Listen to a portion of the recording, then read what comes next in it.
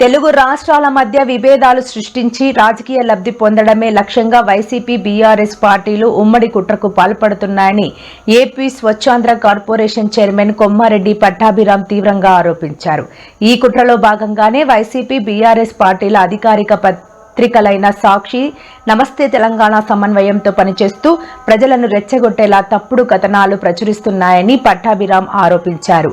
రాయలసీమ ఎత్తిపోతల పథకం విషయంలోనూ ఈ రెండు పార్టీలు నాటకాలు ఆడుతున్నాయని పట్టాభి ఆరోపించారు. రకంగా ప్రజల్ని రెచ్చగొట్టాలి అని చెప్పి రెండు పత్రికలు, రెండు పార్టీలు, రెండు కుటుంబాలు కలిసి ఇక్కడ చూడండి. అక్కడ నమస్తే తెలంగాణ హెడ్లైన్ ఏంటి?